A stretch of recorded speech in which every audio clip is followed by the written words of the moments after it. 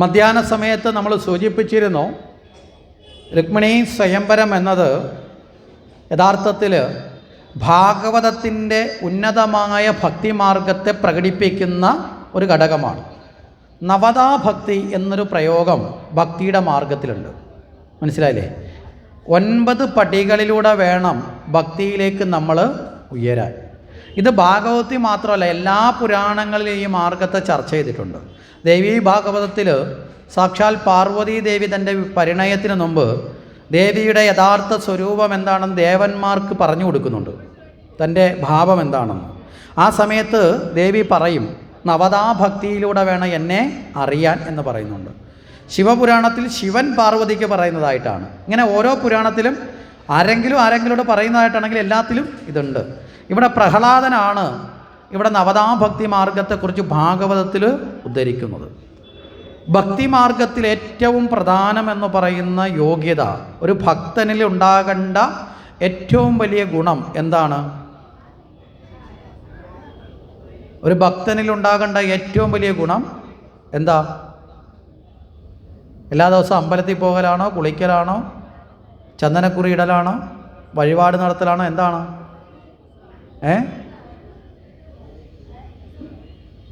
നാമജപമാണോ? ഏതാ? ശ്രവണമാണ്. നാമജപമൊക്കെ പിന്നീട് വരുന്നതാണ്, ശ്രവണമാണ്. ഈശ്വരനെക്കുറിച്ച് കേൾക്കുക അറിയുക. കേൾവിയിലൂടെ മാത്രമല്ല, കണ്ടറിയാം, അനുഭവം പല തരത്തിൽ പറയും. പക്ഷേ നമുക്ക് ഏറ്റവും കൂടുതൽ അറിവ് നേടുന്നത് ഏത് ഇന്ദ്രിയത്തിലൂടെയാണ്? കണ്ണ്, നാക്ക്, മൂക്ക്, ത്വക്ക്, ചെവി. കണ്ടറിഞ്ഞു, കേട്ടറിഞ്ഞു, മണത്തറിഞ്ഞു, രുചിച്ചറിഞ്ഞു, സ്പർശിച്ചറിഞ്ഞു. 5 ഇന്ദ്രിയങ്ങൾ 5 പ്രവൃത്തിയിലൂടെയാണ്. ഇതിൽ ഏറ്റവും കൂടുതൽ അറിവ് ഏതിലൂടെയാണ് കിട്ടുന്നത്? കേട്ടറിവിലൂടെയാണ്. മനസ്സിലായില്ലേ? ശ്രവണത്തിലൂടെയാണ്. അപ്പോൾ ഏറ്റവും കൂടുതൽ അറിവ് നേടുന്ന ശ്രവണത്തിലൂടെയാണ്. ഇവിടെ ഈശ്വരനെ നേടാൻ 2 വഴികളുണ്ടെന്ന് പറഞ്ഞ പ്രധാനമായും. അതിൽ ഒന്ന് വാഗ്മയവും ഒന്ന് ദൃക്മയവും. വാഗ്മയം വെച്ചാൽ കേട്ട് ഉള്ളിലാക്കുക, ദൃക്മയം വെച്ചാൽ കണ്ട് ഉള്ളിലാക്കുക. മനസ്സിലായില്ലേ? 2 പ്രബലമായ ഇന്ദ്രിയങ്ങളാണ് ഇത് രണ്ടും. അപ്പോൾ ഇവിടെ കണ്ടുള്ളിലാക്കുകയും കേട്ടുള്ളിലാക്കുകയും ചെയ്യുന്നതിൽ ഏറ്റവും ദൃഢമായി ഭഗവാനെ ഉള്ളിൽ പ്രതിഷ്ഠിക്കാൻ സാധിക്കുന്നത് കേട്ടിട്ടാണ്. അതുകൊണ്ട് തന്നെ ജീവിതത്തിൽ എത്ര കണ്ട് ഭഗവാനെക്കുറിച്ച് കേൾക്കാൻ സാധിക്കുന്നുവോ അങ്ങനെയുള്ള അവസരങ്ങളൊന്നും ഒരിക്കലും എന്ത് ചെയ്യരുത്? പാഴാക്കി കളയരുത്. അതുകൊണ്ടാണ് ഉപനിഷത്തിലൊരു ശാന്തി മന്ത്രമുണ്ട്, ഭദ്രം കർണേഭി ശൃണുയാമു ദേവ. അല്ലയോ ഭഗവാനെ, ഭദ്രമായത് നീ എപ്പോഴും കേൾപ്പിക്കുക. ലോകത്തിലെ ഏറ്റവും ഭദ്രം എന്താ? ഈശ്വരൻ്റെ നാമമാണ്. മനസ്സിലാവുന്നുണ്ടോ? ഇത് കേൾപ്പിക്കുകയും കേൾക്കുകയും വലിയ ആനന്ദമാണ്. പണ്ട് കാലങ്ങളിൽ നമ്മുടെ വീട്ടുകളിലെ മുത്തശ്ശിമാർ, അമ്മമാരൊക്കെ വീടുകളിൽ ഈ പ്രക്രിയ പിന്തുടരുന്നവരായിരുന്നു. മനസ്സിലായില്ലേ? അതിനെക്കുറിച്ചുള്ള വിവരവും ബോധമൊക്കെ അന്നത്തെ അമ്മമാർക്കുണ്ട്. ഇന്നത്തെ അമ്മമാരൊക്കെ മലീമസമായി പലതിലുമൊക്കെ ചെന്ന് പെട്ടുപോയി അല്ലേ? കുറ്റം പറയുന്നതല്ല കേട്ടോ, ഞങ്ങൾ വന്നിരുന്നത് കൊണ്ടല്ലേ ഞങ്ങളെ നോക്കി ഇങ്ങനെയൊക്കെ പറയുന്നതെന്ന് വിചാരിക്കരുത്. തിരുത്താൻ പറ്റുന്നവരാരെങ്കിലും ഉണ്ടെങ്കിൽ തിരുത്തിക്കോട്ടെ എന്ന് വെച്ച് പറയുന്നതാണ്. പണ്ടൊക്കെ നമ്മുടെ വീടുകളിൽ നേരം വിളക്കുമ്പോൾ രാമായണം വായിക്കുക എന്നൊരു ശീലം ഉണ്ടായിരുന്നു. ഇപ്പം നമ്മളൊക്കെ കർക്കിടക മാസത്തിൽ വായിക്കുന്നവരായി മാറി. കർക്കിടകത്തിൽ മാത്രമൊന്നുമല്ല, രാമായണം നിത്യവായനത്തിൻ്റെ ഭാഗമായി രാമായണവും ഭാഗവതവും ഒക്കെ വായിക്കുമായിരുന്നു. അതണക്ക് രാവിലെ വീട്ടിൽ ഹരിനാമ കീർത്തനം ചൊല്ലുമായിരുന്നു, വൈകിട്ട് സന്ധ്യനാമം ചൊല്ലുമായിരുന്നു. മനസ്സിലായില്ലേ? ഏതെങ്കിലും നിയമം കൊണ്ട് നടപ്പിലാക്കിയതാണോ? സന്ധ്യനാമം ചൊല്ലിയില്ലെങ്കിൽ ശിക്ഷയുണ്ടെന്നാണോ? അല്ല, നമ്മളെല്ലാവരുടെയും ഒരു ആചരണമായിരുന്നു. നമ്മുടെ ജീവിതത്തിൽ നമ്മൾ സ്വയം സ്വീകരിച്ചിരുന്ന ഒരു അനുഷ്ഠാനം, ഒരു ആചാരമായിരുന്നു അല്ലേ? തലമുറകളായി സ്വീകരിച്ചിരുന്നതായിരുന്നു. അപ്പോൾ ഇവിടെ ഈ നാമമൊക്കെ ജപിക്കുമ്പോഴും ഈ പാരായണമൊക്കെ ചെയ്യുമ്പോഴും മുത്തശ്ശിമാരൊക്കെ എങ്ങനെ ചെയ്തിരുന്നത്? ഉറക്കെയാണ്. എന്താ കാരണം? വീട്ടിലുള്ള മറ്റുള്ളവർക്ക് കൂടി കേൾക്കാനുള്ള അവസരം കൊടുക്കലാണ്. അവരടുത്ത് ചോദിച്ചാൽ അവർ പറയും, വീട്ടിന് വെളിയിൽ നിൽക്കുന്ന സസ്യങ്ങളും പക്ഷി മൃഗാദികൾക്ക് വരെ കേൾക്കണമെന്ന് പറയും. മനസ്സിലായില്ലേ? അല്ലാതെ ദൈവത്തിന് ചെവി കേൾക്കാൻ കഴിവില്ലാത്ത ആളായതുകൊണ്ട് ഉറക്ക വായിക്കുന്നതല്ല. ആ വീട്ടിൽ തന്നെയുള്ള തൻ്റെ മക്കളും കൊച്ചുമക്കളും ഒരുപക്ഷെ നേരിട്ട് ഇത് കേൾക്കാൻ സാധിക്കാത്തവരാണെങ്കിൽ അവരും കൂടി ഇത് കേൾക്കാനുള്ള അവസരം സൃഷ്ടിക്കലാണ്. പറഞ്ഞ മനസ്സിലായില്ലേ? അവർക്കും കൂടി ഒരു അവസരം കൊടുക്കുക. അതിനാണ് നാമജപങ്ങൾ ഉറക്കെ ചൊല്ലിപ്പിക്കുന്നത്. കാരണം എന്താ? ഭക്തിയുടെ ആദ്യത്തെ മാർഗം ശ്രവണമാണ്. കേട്ട് കേട്ട് കേട്ട് കേട്ട് നമ്മുടെ ഉള്ളിൽ ആരുറയ്ക്കണം? ഭഗവത് ചിന്ത ഉറയ്ക്കണം. അപ്പോൾ ഉത്തമമായ ശ്രവണം. ഈ ശ്രവണം എന്തുകൊണ്ടാണ് പ്രഹ്ലാദനാണ് ഇതിനെ വ്യാഖ്യാനിച്ചത് ഭാഗവതത്തിൽ അല്ലെങ്കിൽ പറഞ്ഞതെന്ന് പറയാൻ കാരണം, പ്രഹ്ലാദൻ അസുരഭാവത്തിൽ നിന്ന് മുക്തനായി ഈശ്വരഭക്തനായി മാറിയത് നാരദൻ്റെ വാക്യം അമ്മയുടെ ഉദരത്തിൽ കിടന്നപ്പോൾ കേട്ടതുകൊണ്ടാണ്. മനസ്സിലായില്ലേ? അമ്മയുടെ ഉദരത്തിൽ കിടക്കുമ്പോൾ നേരിട്ട് കേൾക്കാൻ ഈ കാത് കൊണ്ട് സാധിച്ചില്ല, എങ്കിൽ പോലും അത് കേട്ടപ്പോൾ അത് ഉള്ളിൽ ഉറപ്പിച്ചു. മനസ്സിലായില്ലേ? ഇപ്പം നമുക്ക് നേരിട്ട് കേൾക്കാൻ കാത് തന്നിട്ട് പോലും നമ്മളത് വേണ്ടും വണ്ണം ഉപയോഗിക്കുന്നില്ലുണ്ടോ? ഉണ്ടോ? പറഞ്ഞ ആശയം മനസ്സിലായില്ലേ? ഇതാണ് വ്യത്യാസം. സജ്ജനങ്ങളും ദുർജനങ്ങളും തമ്മിലുള്ള വ്യത്യാസത. സജ്ജനങ്ങൾ ഈശ്വരനാമം കേൾക്കുന്ന മാത്രമല്ല അതിലേക്ക് ആകർഷിക്കപ്പെടും. ദുർജനങ്ങൾ ഈശ്വരനാമം കേൾക്കുന്നിടത്ത് നിന്ന് അകന്നകന്ന് പോയിക്കൊണ്ടിരിക്കും. അവർക്ക് മറ്റു പലതും പ്രേരണയായി മാറും. ഇവിടെ ഭാഗവതം കേട്ട പരീക്ഷത്ത് ഭാഗവതം കേട്ടിരുന്നിട്ട് എന്താ പറഞ്ഞത്? അല്ലയോ ശ്രീശുക, അങ്ങ് നിർത്താതെ പറയുക. കേട്ട് എൻ്റെ ആഗ്രഹം വർദ്ധിക്കുന്നതല്ലാതെ ഒട്ടും കുറഞ്ഞിട്ടില്ല. ആഗ്രഹം വർദ്ധിക്കുന്നതനുസരിച്ച് എനിക്ക് തോന്നുന്നത് പറഞ്ഞ് കേൾക്കുന്ന സമയം പോരാന്ന് തോന്നുന്നുകൊണ്ട് കൂടുതൽ സമയം എടുത്ത് പറയുക. അതുകൊണ്ട് ഇടവേള വേണ്ട, ഇൻ്റർവെല്ലിൽ വേണ്ട. മനസ്സിലായില്ലേ? ഇടയ്ക്കിടയ്ക്ക് വിശപ്പും ദാഹവും ഒന്നും എനിക്ക് തോന്നുന്നില്ല. വെള്ളം കുടിക്കാൻ പോലും പോയാൽ അത്രയും സമയം കൂടി നഷ്ടപ്പെടും. ഭക്ഷണം കഴിക്കാനും ഉള്ള രതി എനിക്ക് നഷ്ടപ്പെട്ടു. ഉറങ്ങാൻ പോലും ഞാനിനി സമയം മാറ്റി വെക്കുന്നില്ല. അത്രയും സമയം കൂടി നഷ്ടപ്പെടാതെ വളരെ കുറച്ച് ദിവസം, 7 ദിവസമേ ഉള്ളൂ. അതുകൊണ്ട് വീണ്ടും വീണ്ടും വീണ്ടും പറഞ്ഞുകൊണ്ടിരിക്കാൻ പറഞ്ഞു. നമ്മളെ യജ്ഞമൊക്കെ നേരെ തിരിച്ചാ അല്ലേ? നമ്മുടെ യജ്ഞം പറഞ്ഞ് അങ്ങോട്ട് പോകുന്നതനുസരിച്ച് വിശപ്പിൻ്റെ അളവ് കൂടിക്കൊണ്ടിരിക്കും, ദാഹം കൂടിക്കൊണ്ടിരിക്കും, ചിലർക്ക് ഇരുന്ന് ഉറങ്ങാനുള്ള മോഹം കൂടിക്കൊണ്ടിരിക്കും. മനസ്സിലായില്ലേ? ഇതൊക്കെ നമ്മളൊന്ന് തിരിച്ചറിഞ്ഞിട്ട് പതുക്കെ ഒന്ന് ഒഴിവാക്കാൻ ശ്രമിച്ചാൽ നമുക്ക് സജ്ജനങ്ങളായി മാറാൻ സാധിക്കും. ഭഗവാന് പ്രത്യേകിച്ച് ആരോടും പ്രത്യേകിച്ച് പ്രീണനവും ഇല്ല, ആരോടും ദേഷ്യമില്ല. നമ്മളെങ്ങനെ ചിന്തിക്കുന്നു അതനുസരിച്ച് നമ്മളിലേക്ക് ഭഗവാൻ വന്നു ചേരും. അപ്പോൾ എപ്പോഴും ഭഗവത് വാക്കുകളെ ശ്രവിക്കാൻ, ഭഗവത് തത്വങ്ങളെ അറിയാൻ ശ്രവണമെന്ന ബോധത്തിൽ നമ്മൾ ഉറയ്ക്കണം ഭക്തൻ. അത് റെഡിയായാൽ ബാക്കി എല്ലാം റെഡിയാവും. കാര്യം എന്താ? കേട്ട് നമ്മുടെ ഉള്ളിലേക്ക് ആ ബോധം വന്നാൽ പിന്നെ നമ്മുടെ പ്രവൃത്തിയൊക്കെ എന്തായിരിക്കും? ആ ബോധത്തിൽ നിന്നുകൊണ്ടായിരിക്കും. മനസ്സിലായില്ലേ? അറിവ് കിട്ടിക്കഴിഞ്ഞാൽ പിന്നെ നമ്മുടെ പ്രവൃത്തിയൊക്കെ എന്തായിരിക്കും? അറിവിൻ്റെ അടിസ്ഥാനത്തിലായിരിക്കും. പിന്നെ അറിവില്ലായ്മയിലേക്ക് പോവില്ല. മനസ്സിലായില്ലേ? ഇപ്പം തന്നെക്കുറിച്ച് കേൾക്കുന്നവനോട് ആർക്കൊരു കടാക്ഷം വരും? ഭഗവാനൊരു കടാക്ഷം വരും, ഒരു അനുഗ്രഹം വരും. പിന്നെ ഭഗവാൻ അവിടെ നിന്ന് നമ്മളെ അങ്ങ് കൊണ്ടുപോയിക്കോളും. പിന്നെ നമ്മൾ കൂടെ അങ്ങ് പോയാൽ മതി. നമ്മൾ പറയില്ലേ, നദിയുടെ ഒഴുക്കി ചെന്ന് പെട്ടാൽ മതി, കടലിലേക്ക് ആരെത്തിച്ചോളും? നദിയുടെ ഒഴുക്കിപ്പെട്ട കടലിലേക്ക് പോകാൻ വേണ്ടി പ്രത്യേകിച്ച് നമ്മൾ നീന്തണോ? നീന്തേണ്ട ആവശ്യമില്ല. നദി നമ്മളെ അങ്ങ് കൊണ്ടുപോയിക്കോളും, കടലിലേക്ക് എത്തിച്ചോളും. അതുപോലെ ഭഗവാനാകുന്ന സാഗരത്തിലേക്ക് ഭഗവത് ശ്രവണമാകുന്ന നദിയിൽ പെട്ടാൽ മതി. പറഞ്ഞൊരാശയം മനസ്സിലായോ? എത്ര ഉന്നതമായ തലത്തിലാണ് ആ ശ്രവണത്തെ അവതരിപ്പിച്ചിരിക്കുന്നത്. ഇനി ആ ശ്രവണം തൊട്ട് തുടങ്ങി 9 പടിയുണ്ടെന്ന് പറഞ്ഞ് ഏതൊക്കെയാ? ശ്രവണം, കീർത്തനം, വിഷ്ണു സ്മരണം, പാദസേവനം, അർച്ചനം, വന്ദനം, ദാസ്യം, സഖ്യം, ആത്മനിവേദനം. ഏറ്റവും ഒടുവിൽ തന്നെ സമർപ്പിക്കുക. മനസ്സിലല്ലേ? ശ്രവണം കഴിഞ്ഞാൽ കീർത്തിക്കണം. കേട്ടതിനെക്കുറിച്ച് എന്ത് ചെയ്യണം? ജപിക്കണം, അല്ലെങ്കിൽ കീർത്തിക്കുക, അതിനെക്കുറിച്ച് പുകഴ്ത്തുക, അല്ലെങ്കിൽ അതിനെ ശ്രേഷ്ഠമാക്കി ഉച്ചരിക്കുക. അതാണ് നമ്മുടെ നാമജപങ്ങളെന്ന് പറയുന്നത് 2ാമത്തെ പടി. ശ്രവണം, കീർത്തനം, സ്മരണം, പാദസേവനം, പിന്നെ സ്മരിക്കണം. പിന്നെയോ ആ മഹാശക്തിയുടെ പാദസേവകനാണെന്നുള്ള ഭാവത്തിൽ വേണം. സ്മരണം വന്നു കഴിഞ്ഞാൽ അഹങ്കാരം മാറി തുടങ്ങണം. പാദസേവനം, പിന്നെ അർച്ചനം, പിന്നെ അർച്ചിക്കണം. വന്ദനം, നമസ്കരിക്കണം. അർച്ചനം, വന്ദനം, പിന്നെ ദാസ്യം. ഭഗവാനെ, ഞാനിതാ അങ്ങയുടെ ദാസനായിരിക്കും, അങ്ങ് എന്തൊക്കെ വേണമെങ്കിലും അല്ലേ എന്നിലൂടെ ചെയ്തോളൂ എന്ന് പറയുന്ന രീതിയിൽ ഭഗവാന്റെ ദാസ്യനായി ഞാനെന്ന ഭാവത്തെ വെടിയണം. അതാണ് ദാസ്യം. ദാസ്യത്തിൽ ഞാനെന്ന ഭാവമില്ല. യജമാൻ എന്ത് പറഞ്ഞാലും ആര് കേൾക്കണം? ദാസൻ കേൾക്കണം, ഇല്ലേ? ആ അവസ്ഥയിലേക്ക് എത്തണം, ദാസ്യം. പിന്നെ സഖ്യം. പിന്നെ ഇത് കഴിഞ്ഞാലോ പരസ്പരം ഒരു ബന്ധം ഉണ്ടാവണം, സഖ്യം, ഒരു ബന്ധുത്വം ഉണ്ടാവണം. അത് കഴിഞ്ഞാൽ ആ ബന്ധത്തിൽ നിന്നുകൊണ്ട് തന്നെ ഭഗവാൻ സഖ്യം, ആത്മനിവേദനം. ഇതാണ് 9 പടി. ഈ 9 പടികളിലൂടെ വേണം നമ്മൾ ഭക്തൻ യാത്ര ചെയ്യാൻ. മനസ്സിലായില്ലേ?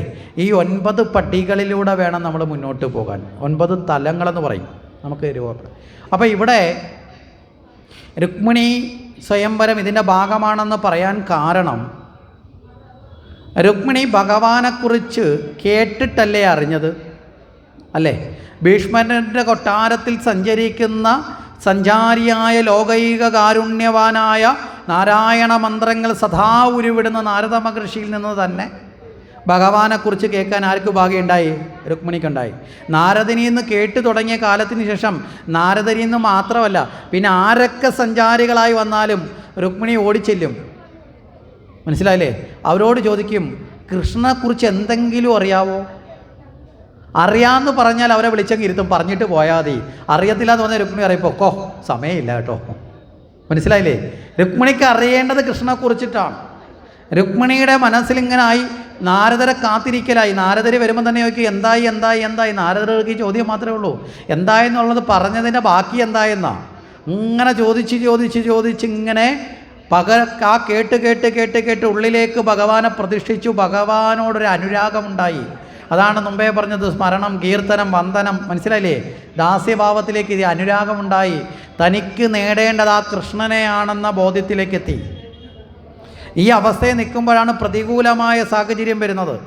എന്താ പ്രതികൂലമായ സാഹചര്യം? സഹോദരന്മാർക്ക് അതിന് വഴങ്ങിക്കൊടുക്കാൻ ഇഷ്ടമില്ല. അതുമല്ല, മറ്റൊരിടത്തേക്ക് കൊണ്ടുപോകാൻ ആഗ്രഹിക്കുന്നുണ്ട്. മനസ്സിലായില്ലേ? ഇവിടെ ഈ സഹോദരന്മാർ 5 പേരുണ്ടെന്നാണ് പറഞ്ഞത് അല്ലേ?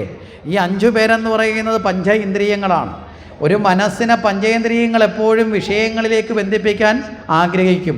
ഒരിക്കലും മനസ്സ് ഉയർന്ന് ജീവനിലേക്ക്, ആത്മബോധത്തിലേക്ക് പോകാൻ ആര് തയ്യാറാക്കില്ല? ഇന്ദ്രിയങ്ങൾ തയ്യാറാക്കില്ല. കാരണം ഇന്ദ്രിയങ്ങൾ പുറമേ ഉള്ള വിഷയങ്ങളുടെ സുഖങ്ങളിലേക്ക് പോകും.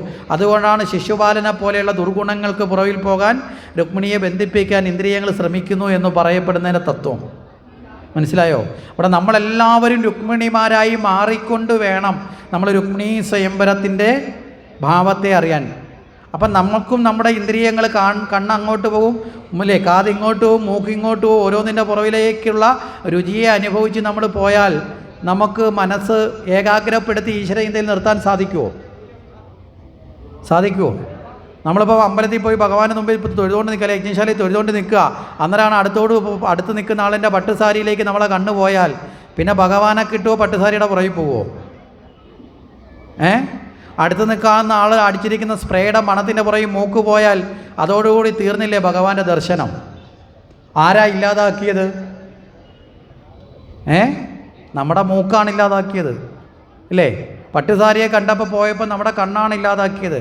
അപ്പുറത്തിരിക്കുന്ന 2 പേര് തമ്മിൽ കഥ പറഞ്ഞപ്പോൾ നമ്മുടെ കാത് അങ്ങോട്ട് പോയി. മനസ്സിലായില്ലേ? ചില യജ്ഞശാലയിലൊക്കെ പോയി കഴിഞ്ഞാൽ വളരെ രസകരമായതുണ്ട്. യജ്ഞശാലയിൽ മൈക്കൊക്കെ വെച്ച് ഈ ഇട്ടാ പൂട്ടുന്നതൊക്കെയുള്ള ശബ്ദത്തിൽ, വെടിക്കെട്ട് പോലെ ശബ്ദത്തിൽ പ്രഭാഷണം നടത്തിയാലും ചിലർ ഭാഗവതം കേൾക്കത്തൊന്നുമില്ല. എന്താ കാരണം എന്നറിയോ? അടുത്തിരിക്കുന്ന വേറെ 2 പേരും ഗംഭീരമായി കുടുംബകഥ പറയും. നോക്കിയിരുന്നിട്ട് അങ്ങോട്ട് ചെവിയും കൊടുത്താൽ ഇരിക്കുന്നത്. ചില ആൾക്കാർ അങ്ങനെയാണ്. ചിലർ ഭാഗവതം കേൾക്കരുത് എന്ന് പറഞ്ഞുകൊണ്ട് യജ്ഞശാലയിൽ കയറിയിരിക്കുന്ന ആൾക്കാരുണ്ടാവും. ഒരു കയറി ഇരുന്നാൽ തൊട്ട് അന്നേരം തൊട്ട് അവരുടെ കുടുംബകഥ പറഞ്ഞ് അടുത്തിരിക്കുന്നവനെ കൂടി അത് കേൾപ്പിക്കും. മനസ്സിലായില്ലേ? ഇങ്ങനെയൊക്കെ വളരെ രസകരമായ അനുഭവങ്ങളിലൂടെ നമ്മൾ കടന്നു പോകുന്നത്. ഇത് പറഞ്ഞതിനാന്ന് മനസ്സിലായോ? ഇപ്പോഴും ഇവിടെ നിന്ന് സംസാരിക്കുന്ന ചിലരുണ്ട്, അവർക്കൊരു ബോധം വരാൻ വേണ്ടിയാണ്. അന്നാലും തല്ലണ്ട അമ്മാവ ഞാൻ നന്നാവില്ല എന്ന് വെച്ചാൽ ഫലമൊന്നുമില്ലല്ലോ. ഞാൻ ഇന്ന് രാവിലെ തൊട്ട് തുടങ്ങിയ തല്ലാ കേട്ടോ, ഒരു രക്ഷയില്ല. കുഴയുമ്പോൾ ഞാൻ നിർത്തും, അതുറപ്പാ. ശരി. അപ്പോൾ ഇവിടെ അപ്രകാരം രുക്മിണിയെ തടസ്സം നിൽക്കുന്ന ഇവർ ഇന്ദ്രിയങ്ങളുടെ ഭാവങ്ങളാണ്. അതുകൊണ്ടാണ് ദുർവൃത്തികളിലേക്ക് ബന്ധിപ്പിക്കാൻ നിൽക്കുന്നത്. അപ്പോൾ ഈ ആത്മബോധം, അറിവ്, ശ്രവണം, ഉത്തമമായ ശ്രവണത്തിലൂടെ ആത്മബോധം നേടി ശുദ്ധീകരിക്കപ്പെട്ട മനസ്സായതുകൊണ്ടാണ് ഈ മനസ്സ് ഇന്ദ്രിയങ്ങൾക്ക് പിടികൊടുക്കാതിരിക്കുന്നത്. മനസ്സിലായില്ലേ? ഈ ആത്മബോധവും ജ്ഞാനവും ഇല്ലാത്ത മനസ്സാണെങ്കിൽ ആ മനസ്സ് ഇന്ദ്രിയങ്ങളുടെ പുറകിൽ, ഇന്ദ്രിയങ്ങൾ ചലിപ്പിക്കുന്നതനുസരിച്ച് പുറകിൽ പോവും. നമ്മുടെയൊക്കെ മനസ്സെങ്ങനെയാണ് പോകുന്നത്? നമ്മളെയൊക്കെ മനസ്സ് ഭൗതികമായ കാമനകൾക്ക് പുറകിൽ പോടുന്നതിൻ്റെ കാരണം എന്താ? ശുദ്ധീകരിക്കപ്പെടുന്ന മനസ്സായി മാറുന്നില്ല. മനസ്സ് ശുദ്ധീകരിക്കപ്പെടുന്ന ജ്ഞാനമാകുന്ന ജ്ഞാനത്തെയാണ് നാരദന് കൊടുത്തത്. അതുകൊണ്ടാണ് രുക്മിണി തൻ്റെ മനസ്സുകൊണ്ട് നിശ്ചയദാർഢ്യത്തിൽ ഉറപ്പിച്ചു, ഈ ആത്മാവിന് ആനന്ദം കിട്ടാൻ എവിടെ എത്തണം? ഭഗവാനിലേക്ക് എത്തണം. അതിനുവേണ്ടി എന്തിനെ ആശ്രയിച്ചു? ഒരു ദൂതനെ ആശ്രയിച്ചു. ഇവിടെ സ്വയംവരം എന്ന വാക്ക് പറയുന്നത് എന്തുകൊണ്ടാണ്? ഇവിടെ കല്യാണത്തിൻ്റെ ചടങ്ങിനെ അല്ല ഇവിടെ സ്വയംവരം എന്ന് പറയുന്നത്. യഥാർത്ഥത്തിൽ കൃഷ്ണൻ്റെ വിവാഹം പൈശാചികമായി വിളിച്ചുകൊണ്ടുപോരാ, തട്ടിക്കൊണ്ടുപോക്കാണ്. മനസ്സിലായില്ലേ? അത് കഴിഞ്ഞ് വന്നു കഴിഞ്ഞാൽ പിന്നെ വൈദിക വിവാഹമാണ്. വിവാഹം പലതരത്തിലുണ്ട്. അതിൽ രാക്ഷസീയമുണ്ട്, പൈശാചികമുണ്ട്, അതുപോലെ തന്നെ ഗാന്ധർവമുണ്ട്, വൈദികമുണ്ട്. നമ്മുടെയൊക്കെ നാട്ടിലിപ്പോൾ മാതാപിതാക്കൾ ആലോചിച്ചുറപ്പിച്ച് നടത്തുന്നതിന് വൈദികം എന്നാണ് പറയുന്നത്. സ്വയം ഇഷ്ടപ്രകാരം നടത്തുന്നതിന് ഗാന്ധർവം എന്ന് പറയാം. ഇവിടെ രാക്ഷസീയമായിട്ടാണ് ഭഗവാൻ രുക്മിണിയെ കടത്തിക്കൊണ്ട് പോയത്, അല്ലേ? അപ്പോൾ പിന്നെ ഈ സ്വയംവരം എന്ന് വീണ്ടും വീണ്ടും എടുത്തു പറയുന്നത് എന്തുകൊണ്ടാണ്? യഥാർത്ഥത്തിൽ സ്വയം വരിക്കപ്പെട്ടു കഴിഞ്ഞു. അതായത് ജീവൻ തനിക്ക് നേടേണ്ടത് പരമാത്മാവിനെയാണ് എന്ന് തിരിച്ചറിഞ്ഞ നിമിഷം വേറെ ആരെങ്കിലും നിർബന്ധിച്ചിട്ടാണോ രുക്മിണി ഭഗവാനെ സ്വന്തമാക്കാൻ ആഗ്രഹിച്ചത്? ആരെങ്കിലും പ്രേരിപ്പിച്ചിട്ടാണോ? മാതാപിതാക്കൾ പറഞ്ഞിട്ടാണോ? അതോ വന്ന ബോക്കർ പറഞ്ഞ് പറ്റിച്ചിട്ടാണോ? ഒന്നുമല്ല. മനസ്സിലായില്ലേ? സ്വയം വരിക്കുവാൻ തയ്യാറായി, അതാണ് സ്വയംവരം. അപ്പോൾ ജീവൻ പരമാത്മാവിനെ സ്വീകരിക്കലാണ് യഥാർത്ഥ സ്വയംവരം. അതുകൊണ്ട് തന്നെയാണ് യജ്ഞശാലയിൽ സ്വയംവരാർച്ചന എന്ന് പറയുന്നത്. കല്യാണം കഴിക്കാത്തവരുടെ കല്യാണ തടസ്സം നീങ്ങാൻ വേണ്ടി മാത്രമുള്ള വഴിപാടൊന്നുമല്ല. നമ്മൾ ഈ വഴിപാടുകളെയൊക്കെ ഉന്നതമായ തലമുണ്ട്, അതിൻ്റെ ഭൗതിക തലമുണ്ട്. പലപ്പോഴും നമ്മുടെ ആഗ്രഹത്തിനനുസരിച്ച് നമ്മൾ ഈ വഴിപാടുകളെ ബന്ധിപ്പിക്കും. അതുകൊണ്ട് കല്യാണം കഴിക്കാനുള്ളവർക്ക് വേണ്ടി തടസ്സം നീക്കാൻ വേണ്ടി പ്രത്യേക ഒരു അർച്ചന അങ്ങനെയൊന്നുമില്ല. പക്ഷെ അതിൻ്റെ ബലമായിട്ട് ഇതൊക്കെ ഉണ്ടാവും. നമ്മുടെ പ്രാർത്ഥന എന്താണോ അതനുസരിച്ച് ബലം ഉണ്ടാവും. യഥാർത്ഥത്തിൽ ഓരോ ജീവനും ഭഗവാനെ വരിക്കാനുള്ള മംഗളപ്രാർത്ഥനയാണ് സ്വയംവരം. എല്ലാ ജീവൻ്റെയും പതിയാരാ? എല്ലാ ജീവൻ്റെയും ഭർത്താവാരാ? ഭർത്താവ് എന്ന് പറഞ്ഞ വാക്കിൻ്റെ അർത്ഥം എന്താ? രക്ഷിക്കുന്നവനെന്നാണ്. മനസ്സിലാവുന്നുണ്ടോ? അല്ല താലി കെട്ടുന്നവനെന്ന അർത്ഥം അല്ല. അതിൻ്റെ അർത്ഥം പതി ഈശ്വരനാണ്. അപ്പോൾ എല്ലാ ജീവനും എവിടെ എത്തിച്ചേരണം? ഭഗവാനിൽ എത്തിച്ചേരണം. സംരക്ഷിക്കപ്പെടാൻ എല്ലാ ജീവനെയും സംരക്ഷിക്കുന്നതും ഈശ്വരനാണ്. ആ ഈശ്വരനിലേക്ക് എത്തിച്ചേരാനുള്ള പ്രാർത്ഥനയുടെ പൂർത്തീകരണമാണ് സ്വയംവരാർച്ചനയും. അപ്പോൾ അതുകൊണ്ടാണ് ഇവിടെ സ്വയംവരം എന്ന വാക്ക് വളരെ പ്രത്യേകിച്ച് പ്രൊജക്റ്റ് ചെയ്ത് നിൽക്കുന്നത്. അപ്പോൾ അപ്രകാരമുള്ള സ്വയംവരത്തിൻ്റെ ചടങ്ങുകളൊക്കെ നിശ്ചയിച്ചു. അവിടെ തന്നെ ശിശുപാലൻ്റെ കയ്യിൽ പെടാതിരിക്കാൻ ഭഗവാനെ ഈ കാര്യം അറിയിക്കേണ്ട ഒരു അവസ്ഥ വന്നു. കാരണം ഈ രുക്മിയാകുന്ന സഹോദരൻ മുമ്പേ പറഞ്ഞു, ഇവർക്കാർക്കും ഭഗവാനെ ഇഷ്ടമല്ല, ശത്രുവാണ്. അതുകൊണ്ട് തന്നെ ഈ വിവാഹ സ്ഥലത്തേക്ക് ഒരു കാരണവശാലും ആര് വരരുത്? കൃഷ്ണനോ കൃഷ്ണനോട് അടുപ്പമുള്ള ഒരാൾ പോലും വരരുത് എന്നുള്ള നിലയിൽ ആരെയും വിളിച്ചിട്ടില്ല. വിളിക്കാതെ വരാൻ പറ്റില്ലല്ലോ. അതുകൊണ്ട് തന്നെ കൃഷ്ണൻ വരില്ല എന്ന് ഉറപ്പിച്ച് ഈ വൃത്താന്തം തൻ്റെ സ്വയംവരത്തിന് 2-3 ദിവസം മുമ്പാണ് ആരറിയുന്നത്? രുക്മിണി അറിയുന്നത്. വളരെ വേഗത്തിലൊരു ദൂതനെ കണ്ടെത്തി. തങ്ങളുടെ കുടുംബക്ഷേത്രത്തിലെ പൂജാരിയായിട്ടുള്ള സാക്ഷാൽ ശിവപാർവതിമാരെ പൂജിക്കുന്ന അവിടുത്തെ പൂജാരിയായ ബ്രഹ്മജ്ഞാനിയായ ബ്രാഹ്മണനെ അവിടെ ദൂതയച്ചു. ഇവിടെ ബ്രാഹ്മണൻ എന്ന വാക്ക് കേൾക്കുമ്പോൾ ഇപ്പം നമ്മളെ നാട്ടിൽ ചർച്ച ചെയ്യുന്ന കണക്കുള്ള വാക്കിൽ ജന്മം കൊണ്ടുള്ള പൂണൂലുധാരികളല്ല ബ്രാഹ്മണൻ. ഭാഗവത ചിന്തയിൽ മനസ്സിലായില്ലേ? ഭാഗവത ചിന്തയിലെ ബ്രാഹ്മണൻ എന്ന് പറഞ്ഞാൽ ബ്രഹ്മജ്ഞാനമുള്ളവൻ ബ്രാഹ്മണൻ. അറിവ് നേടിയവൻ ഏത് കുലത്തിൽ ജനിച്ചാലും അവൻ ആരാ? ബ്രാഹ്മണനാണ്. ഇവിടെ ഭാഗവതം എഴുതിയ വ്യാസൻ അരേ കുലത്തിൽ ജനിച്ച മുക്കുവ കുലത്തിലാണ് ജനിച്ചത്. പക്ഷേ വ്യാസൻ ആരാ? ബ്രാഹ്മണൻ തന്നെയാണ്. ബ്രഹ്മജ്ഞാനേതി ബ്രാഹ്മണ. മനസ്സിലായില്ലേ? അറിവ് കൊണ്ടാണ്. ഇവിടെ അല്ലാതെ നമ്മുടെ ഈ ഗ്രന്ഥങ്ങളിൽ പറയുന്ന തത്വങ്ങളെ വെച്ചിട്ട് നമ്മൾ ഈ ജാതി വ്യവസ്ഥയുടെ കാഴ്ചപ്പാടിൽ നിന്നുകൊണ്ട് ആരെങ്കിലുമൊക്കെ പറഞ്ഞ് നമ്മളെ തമ്മിലടിപ്പിക്കുന്ന വ്യവസ്ഥ കൊണ്ട് നോക്കി ചിന്തിക്കരുത്. അങ്ങനെ ചിന്തിച്ചാൽ ഒരു കാര്യം കൂടി നമ്മൾ മനസ്സിലാക്കുക. കൃഷ്ണൻ്റെ കുലവേദ ഇന്നത്തെ ഭരണഘടനയുടെ ജാതി സെൻസസ് അനുസരിച്ച് കൃഷ്ണൻ്റെ കുലവേദ യാദവ കുലം പെടുന്ന ഏതിനകത്തെന്നറിയോ? പട്ടികജാതി പട്ടികവർഗത്തിന് 8ാമത്തെ പട്ടികയിലാണ്. മനസ്സിലായില്ലേ? പറഞ്ഞതിൻ്റെ അർത്ഥം മനസ്സിലായോ? എന്നിട്ടാണ് പറയുന്നത് കൃഷ്ണൻ സവർണനാണ്, അങ്ങനെയാണ് ഇങ്ങനെയാണെന്നൊക്കെ പറയുന്നത്. ഇതൊക്കെ നമ്മളെ തമ്മിലടിപ്പിക്കാൻ വേണ്ടി നമ്മുടെ മനസ്സിലേക്ക് വിഷം കുത്തി വെക്കുന്നവർ തന്ത്രപൂർവ്വം നമ്മളെ ഉള്ളിലേക്ക് ഇട്ടുതരുന്ന വിഷയങ്ങളാണ്. നിങ്ങൾ വീട്ടിൽ പോയിട്ട് നോക്കിയാൽ മതി. ജാതി സെൻസസ് എടുത്തിട്ട് അതിൻ്റെ പട്ടികയിൽ പട്ടികജാതി പട്ടികവർഗത്തിൽ ഏതൊക്കെ ജാതി പെട്ടിട്ടുണ്ടെന്ന് ഗൂഗിളിലൊക്കെ കയറി നോക്കിയാൽ കൃത്യമായിട്ട് യാദവകുലം 8ാമത്തെ പട്ടികയിലുള്ളതാണ് യാദവകുലം. മനസ്സിലായോ? ഇന്നത്തെ സംഭരണ വിഭാഗമോ? ശരി. അപ്പോൾ ഇവിടെ ഈ ദൂതൻ നേരെ എത്തി ഭഗവാന്റെ അടുത്തെത്തി. ഭഗവാനോട് പറഞ്ഞു, അല്ലയോ ഭഗവാനെ, ഇനി ആരും തെറ്റിദ്ധരിക്കല്ലേ, യജ്ഞത്തിൽ വന്നിരുന്ന ഭഗവാന്റെ ജാതി പറഞ്ഞു എന്നൊക്കെ പറഞ്ഞ്. ഭഗവാന് ജാതിയൊന്നുമില്ല കേട്ടോ. നമ്മുടെ ചിന്തകൾ കൊണ്ടുണ്ടാകുന്ന മിഥ്യാധാരണയെ ഇല്ലാതാക്കാൻ വേണ്ടി പറഞ്ഞെന്നേ ഉള്ളൂ. ഭഗവാനോട് ചോദിച്ചാൽ ഭഗവാന് ജാതിയൊന്നുമില്ല. ഒരു ഗുരുനാഥന്മാരും തങ്ങൾക്ക് ജാതി ഉണ്ടെന്ന് പറഞ്ഞിട്ടില്ല. ഗുരുനാഥന്മാരെയൊക്കെ നമ്മളാണ് ജാതിയുടെ ആളാക്കി മാറ്റിയത്. മനസ്സിലായില്ലേ? ഗുരുനാഥന്മാരെല്ലാം പറഞ്ഞെന്താ? എല്ലാവരും പറഞ്ഞത് ഒന്നാണെന്നാ അല്ലേ? ഗുരുദേവൻ പറഞ്ഞത് ഒരു ജാതി ഒരു മതം എന്ന് പറഞ്ഞാൽ എല്ലാവരും ഒന്ന് തന്നെയാണ്. ഭാഗവതം അത് തന്നെ പറഞ്ഞ എല്ലാത്തിലും ഒന്ന് തന്നെയാണ്. അത് തന്നെയാണ് എന്താ നമ്മൾ നോക്കിക്കഴിഞ്ഞാൽ ചട്ടമ്പിസ്വാമികളും പറഞ്ഞിട്ടുള്ളത്. അത് തന്നെയാണ് ശങ്കരാചാര്യൻ പറഞ്ഞത്. ശങ്കരാചാര്യരുടെ നിർവാണാഷ്ടകം എന്ന കൃതിക്കകത്ത് വളരെ കൃത്യമായിട്ട് ശങ്കരാചാര്യർ പറയും, ന ജാതിഭേദ, എനിക്ക് ജാതിയില്ല. മനസ്സിലായില്ലേ? വളരെ കൃത്യമായിട്ടാണ് പറയുന്നത്. 6 ശ്ലോകങ്ങളിലൂടെ ശിവനെ സ്തുതിക്കുന്നതാണ് നിർവാണ അഷ്ടകം. അതിനകത്ത് വളരെ കൃത്യമായിട്ട് പറയും. കാരണം എന്താ? ജ്ഞാനം നേടിയ ഒരാൾക്ക് ശരീരബോധത്തിൻ്റെ തലത്തിൽപ്പെടുന്ന വിഷയങ്ങളൊന്നും ബാധകമല്ല. ഇതൊക്കെ തമ്മിലടിക്കാൻ വേണ്ടി നമ്മളെപ്പോലെയുള്ള ആൾക്കാരിലേക്ക് ആൾക്കാർ ബോധപൂർവം കുത്തിവെക്കുന്നത് കേട്ട് ശരിയായ ജ്ഞാനത്തെ നേടാതെ ഞാനാണ് വലുതെന്ന് പറഞ്ഞ് വാലും പൊക്കി പിടിച്ച് നടക്കുക നമ്മളിപ്പോഴും.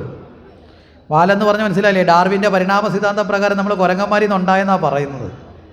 മനസ്സിലായി? രൂപാന്തരമൊക്കെ വന്ന് വാലൊക്കെ ഇല്ലാണ്ടായി. പക്ഷേ ഇപ്പോഴും ജാതീയ വാല് പൊക്കി പിടിക്കുന്നതിന് ഒരു കുറവും ഇപ്പോഴും നമുക്കില്ല. ഇപ്പോഴും നമ്മൾ പൊക്കി പിടിക്കുന്ന ജാതീയ വാലാണ്. എവിടെയെങ്കിലും ഒരു അമ്പലത്തിൽ വഴിപാട് നടത്തി വിളിച്ചു പറയുമ്പോൾ അതെന്താ പുറകിലത്തെ വാല് പറയാഞ്ഞത്? നോട്ടീസ് അടിച്ചാൽ വാലില്ലാത്തത് എന്താ? ഇങ്ങനെയൊക്കെ ചോദിച്ചതിൻ്റെ പേരിൽ അടി കൂടുന്നത്. മനസ്സിലായില്ലേ? ഈ വാലൊക്കെ നമ്മളെ വിദ്യാധാരണ ഇതൊക്കെ വലിച്ചെറിഞ്ഞ് ഒന്നാണ് നമ്മളെന്ന ബോധത്തിലേക്ക് എത്തിയില്ല എങ്കിൽ ഏറെക്കാലം ഒന്നും മുന്നോട്ട് പോകാൻ പറ്റില്ല. കേരളത്തിൻ്റെയൊക്കെ അവസ്ഥ ഏതാണ്? തിരിച്ചറിയുക. മനസ്സിലായില്ലേ? ഈശ്വരവിശ്വാസം ഇല്ലാത്തവനും മറ്റ് ഈശ്വരവിശ്വാസത്തിൻ്റെ ബോധത്തിൽ നിൽക്കുന്നവരും എല്ലാം ഒരുപോലെ നശിപ്പിക്കാൻ ശ്രമിക്കുന്ന അവസ്ഥയിലാണ് നമ്മുടെ ധർമ്മങ്ങൾ. അനുദിനം ഇതിനെ വികലമാക്കി മലീമസമാക്കി മാറ്റാനുള്ള ശ്രമം നടന്നുകൊണ്ടിരിക്കുക. ഈ അടുത്ത കാലത്തും വലിയൊരു ബിരുദൻ വലിയൊരു ആധ്യാത്മിക വേദിയിൽ പോയി എന്നിട്ട് പറഞ്ഞതെന്താ? സനാതനധർമ്മം എന്ന് പറഞ്ഞാൽ ജാതീയതയാണ്, ചാതുർവർണ്ണയമാണ്, അത് വളരെ മോശപ്പെട്ടതാണെന്ന് പറഞ്ഞിട്ട് പോയി. പറഞ്ഞ ആളാരാണെന്ന് പറയുന്നതിന് ഇപ്പോൾ വിഷമമൊന്നുമില്ല. കേരളത്തിൻ്റെ മുഖ്യമന്ത്രിയാണ്. സ്വന്തമായി ഈശ്വരനെ വിളിക്കാൻ തയ്യാറാവാത്തവനൊക്കെ എന്തിനാണ് നമ്മുടെ ദൈവങ്ങളെക്കുറിച്ച് പറയുന്നത്? നമ്മളൊന്ന് ആലോചിച്ചൊക്കെ. ഇവരാരും പരിഷ്കാരങ്ങളും നവോത്ഥാനങ്ങളും ഇവരാരും ഈ ബുദ്ധിയൊന്നും മറ്റേതെങ്കിലും ഈശ്വര വിശ്വാസത്തെക്കുറിച്ച് പറയാറുണ്ടോ? ഉണ്ടോ? മനസ്സിലായോ? ഇതൊക്കെ വളരെ കുബുദ്ധി കൊണ്ടാണ്. ഹിരണ്യകശുവിനെ പോലെ നാട് ഭരിക്കുന്ന അവസ്ഥയിലേക്ക് എത്തപ്പെടുമ്പോൾ ഉണ്ടാകുന്ന ദുഃഖമാണ്. ഇതിനെയൊക്കെ പ്രതിരോധിക്കേണ്ട അവസ്ഥയിലാണ് ഇന്ന് നമ്മൾ ഭക്തന്മാർ മുന്നോട്ട് പോകേണ്ടത്. ഇത് രാഷ്ട്രീയം പറയാനുള്ള വേദിയല്ലെന്നറിയാം. രാഷ്ട്രീയവും അല്ല പറഞ്ഞത്. നമ്മുടെ ഈശ്വരവിശ്വാസത്തെ മലിനമാക്കുന്ന വിഷയത്തിൽ നിന്ന് ഭക്തജനങ്ങൾ മോചിതരാകണം എന്നുള്ളത് കൊണ്ട് പറഞ്ഞതാണ്. പറഞ്ഞു മനസ്സിലായില്ലേ? ശരിയായ ജ്ഞാനത്തെ അനുഭവിക്കാനും പ്രസരിപ്പിക്കാനും സാധിപ്പിക്കാത്ത തരത്തിൽ പ്രചരിപ്പിക്കപ്പെടുന്ന 100 തവണ ആവർത്തിച്ചു പറഞ്ഞാൽ ചില കള്ളം സത്യമാണെന്ന് തോന്നുന്നത് പോലെ, മനസ്സിലാവുന്നുണ്ടോ?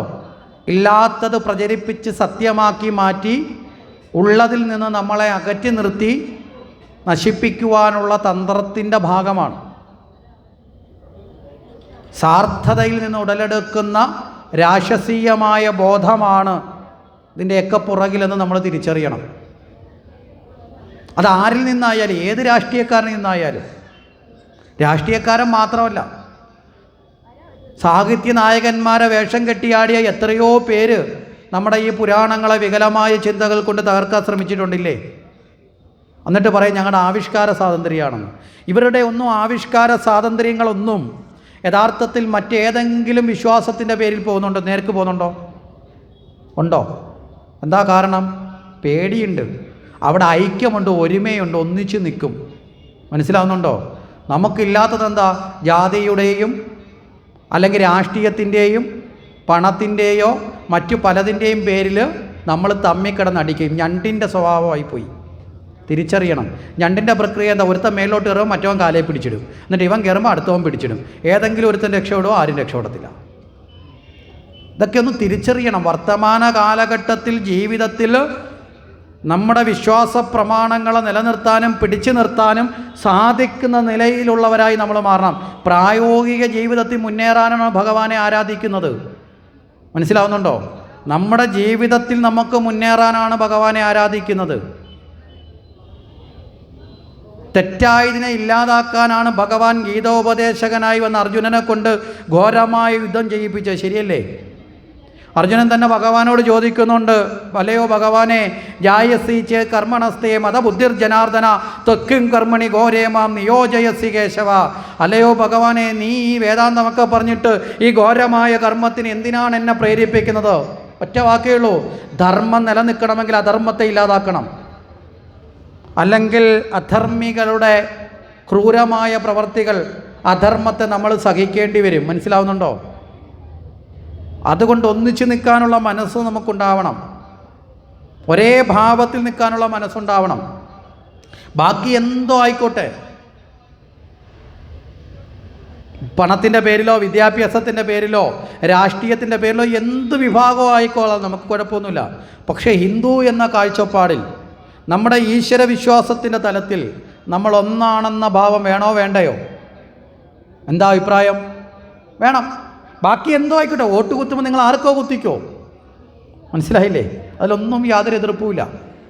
പക്ഷേ നമ്മുടെ ഈശ്വര വിശ്വാസത്തിൻ്റെ പേര് നമ്മൾ ഒന്നാണെങ്കിൽ നമ്മുടെ വിശ്വാസത്തെ കുറ്റം പറയാൻ ആരും തയ്യാറാവുമോ? ചില തിരുത്തലുകൾ ഉണ്ടാവണം സാമൂഹിക ജീവിതത്തിൽ, അനിവാര്യമാണ്. പറഞ്ഞതിൻ്റെ അർത്ഥം മനസ്സിലായോ? ഏറ്റവും അനിവാര്യമാണ്. പ്രത്യേകിച്ച് ഇന്നത്തെ കാലഘട്ടത്തിൽ വിവിധ മേഖലകളിലൂടെയാണ് നമ്മുടെ ധർമ്മത്തെ ആക്രമിക്കുന്നത്. ഇന്ന് സോഷ്യൽ മീഡിയകളിലൂടെ, ഇന്നത്തെ ഏറ്റവും വലിയ ഒരു സാധനമാണ് സോഷ്യൽ മീഡിയ, അല്ലേ? അല്ലെന്ന് പറയാൻ പറ്റുമോ?